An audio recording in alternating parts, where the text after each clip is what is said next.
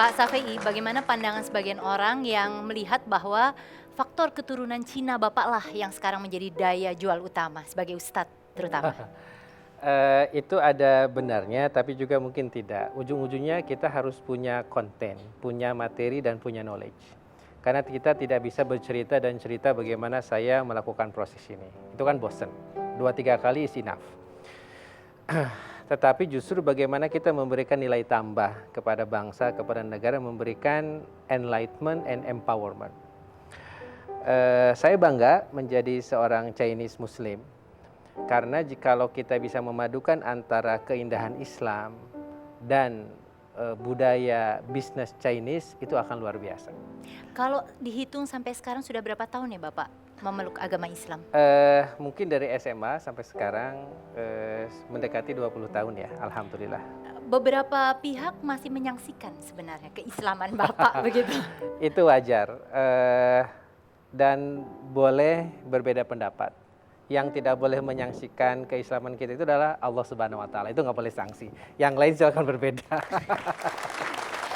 Pak Safei, kalau dari tadi Bapak bercerita soal background, kemudian memeluk agama Islam, soal keluarga, juga keluarga besar begitu ya, dan juga pendidikan.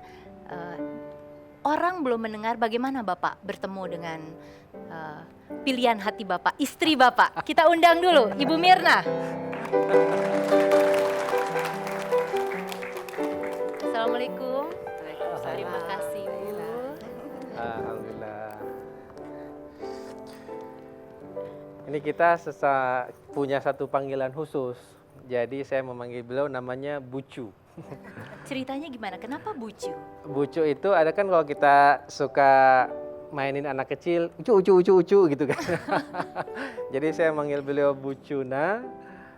Kemudian beliau memanggil saya siapa? Bucuda. Bucuda. Saya orang Sunda, tapi beliau orang Sumatera Barat. Saya tidak mau dipanggil Akang, saya lebih senang dipanggil Uda gitu. Ketemunya gimana sebenarnya Bu? Ketemunya di Bank Muamalat, Mbak Ira. Jadi waktu itu kerja sama-sama di sana? Iya. Jadi beliau duluan, kan beliau memang termasuk salah satu yang ikut ya ketika pendirian Bank Muamalat. Saya waktu itu sudah bekerja di bank juga sebelumnya, dan ketika Bank Muamalat didirikan saya tertarik sama sistemnya. Tapi sebenarnya ketertarikan pertama itu adalah sebelumnya saya belum berkerudung. Saya tertarik masuk Bank Muamalat itu sederhana aja, pengen pakai kerudung. Kalau itu yang membuat Bu Mirna tertarik begitu ya, masuk pekerjaan di sana, yang membuat tertarik pada Pak Safei apa? Yang jelas saya senang sama laki-laki yang pinter. Dan itu ada sama beliau. Dan subhanallah juga yang kedua, agamanya baik. Saya lihat pada waktu itu kalau saya mau cari imam, harus yang agamanya baik yang bisa membimbing saya. Dan saya lihat itu ada pada diri beliau. Saya kagum sama kepintaran beliau. Subhanallah waktu itu yang memang justru menurut saya otaknya pada waktu itu dan ide-ide mengenai syariahnya, ekonomi syariah itu ada pada Pak Safei, dan beliau menjelaskan dengan gamblang, dan memang dasarnya saya senang dengan orang pinter. Di situ saya mulai ada perasaan, wah luar biasa nih. Adakah Bapak pertentangan dari keluarga ketika kemudian Bu Mirna menyampaikan soal ketertarikan itu? Iya, yang jelas dari ibu ya. Apalagi kita dengan saya latar belakangnya adalah dari Sumatera Barat, dari Minang, Mbak. Mungkin sama dengan orang Chinese juga, bahwa ketika melihat kita orang Melayu mungkin agak beda. Saya juga pada waktu itu masih lebih banyak Padangnya, lebih banyak Minangnya. Terutama ibu, kalau bapak mungkin udah lebih moderat gitu. Beliau bilang kenapa nggak cari orang Padang lagi? Apa sih sebenarnya yang kemudian meluluhkan hati orang tua atas pilihan Bu Mirna? Kalau beliau pintar Mbak Ira, kirim buku. Waktu itu ada buku beliau satu kecil, apa dan bagaimana Bank Islam. Itu beliau kirim sama bapak. Pintar caranya. Kemudian ditulis kata-katanya, kemudian kasih ke bapak. Terus kalau ke rumah itu bukan ketemu saya, ketemu bapak.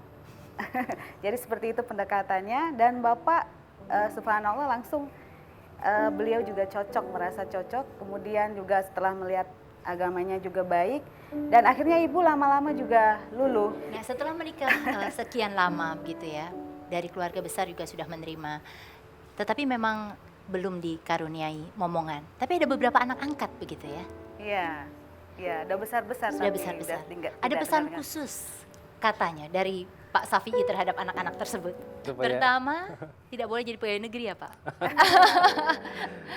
Kedua, tidak boleh merokok. Iya. Ketiga apa Pak? Ketiga, tidak boleh berinteraksi dengan riba. Keempat, Harus jadi entrepreneur ya. Keempat, ya harus menjadi kebanggaan keluarga. yang pertama Pak, kenapa nggak boleh jadi pegawai negeri? Karena begini, Mulia. pegawai negeri itu mulia, pegawai negeri itu luhur. Tapi bagi orang yang sabar, istiqomah, lurus, siap dengan yang sedikit. Kalau siap dengan itu, monggo. Tetapi jikalau tahun kedua, ketiga ingin menghajikan orang tua, ingin memberangkatkan umroh, ingin punya rumah, kendaraan bagus, itu bukan jalannya. Jalannya harus ikut Rasul, menjadi entrepreneur. Tapi di antara penonton kita malam ini Pak, ada beberapa yang ingin bertanya karena tadi Bapak sudah Oh ya baik. membuka soal riba. Ya, silakan Ibu. Assalamualaikum warahmatullahi wabarakatuh. Ya. Apabila kita menaruh uang di bank dengan jumlah yang banyak, tentunya dapat bunga juga banyak ya Pak Ustadz. Iya. Haramkah bagi kita untuk memanfaatkan uang bunga itu untuk kebutuhan hidup sehari-hari? Baik. Ya, terima kasih Bu. Assalamualaikum Langsung warahmatullahi saja ya Bu ya. Waalaikumsalam. Terima kasih Ibu. Pertama selamat Ibu sudah concern. Kalau menurut Fatwa Majelis Ulama Indonesia yang dikeluarkan pada 13 Desember 2003, bunga bank, koperasi, demikian juga apa yang terjadi di pasar modal yang tidak sesuai dengan daftar efek syariah, itu sudah memenuhi kriteria riba an-nasi'ah. Dan riba an-nasi'ah itu dilarang. Tapi Ibu sekarang punya banyak option. Hampir semua bank pemerintah, bank umum sudah membuka divisi syariah. Jadi Ibu bisa pindahkan dari yang konvensional ke syariah. Nah insya Allah kalau yang syariah ini Ibu dapat bagi hasil. Nah bagi hasilnya insya Allah halalan thayyibah tidak ada masalah. Dan ternyata tentang hal ini juga diamini, bukan hanya dalam Al-Quran saja dilarang, bahkan dalam Bible sendiri pun ada beberapa ayat yang tidak memperkenankan kita menjadi rentenir, tidak memperkenankan kita mengambil dari bunga uang tersebut. Jadi Ibu bisa pindahkan ke unit syariah atau cabang syariah. Sekarang hampir semua bank sudah ada.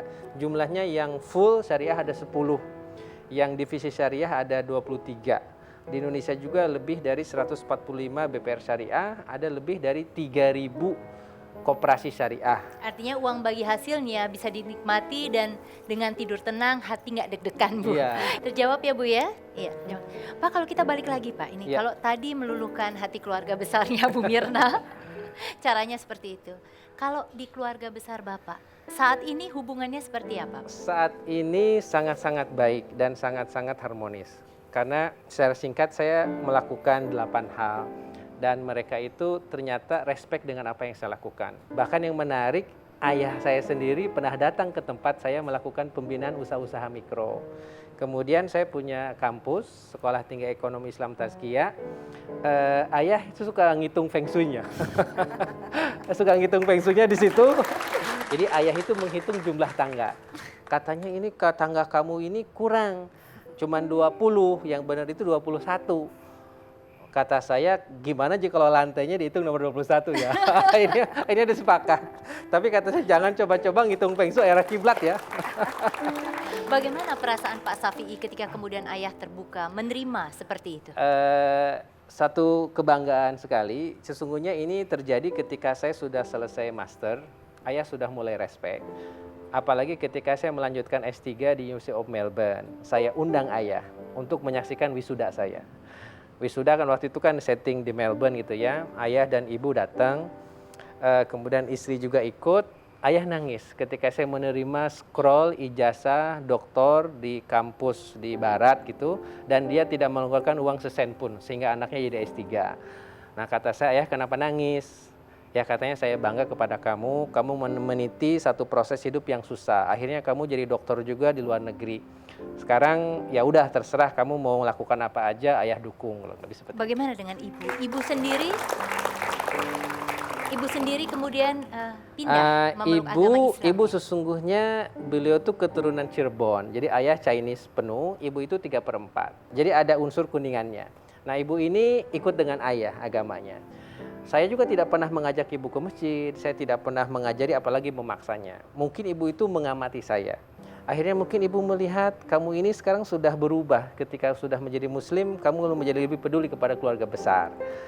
Dan saya kalau ibu marah, saya senantiasa diam. Kan Islam tidak boleh mengatakan, bahkan tidak boleh mengeluarkan suara lebih keras dari suara ibu kita. Saya diam, udah beres baru saya timpalin. Rupanya ibu tertarik dengan semua proses ini. Akhirnya tanpa dipaksa, tanpa dibujuk, akhirnya ibu mengatakan, Antonio, saya mau ikut kamu. Begitu saja. Jadi akhirnya alhamdulillah beliau menjadi muslim. Kemudian saya berangkatkan haji dan saya berangkatkan umroh. Yang menarik dari ibu, beliau adalah seorang yang istiqomah. Begitu menjadi muslim, begitu menjadi haji, beliau memakai jilbab kemanapun.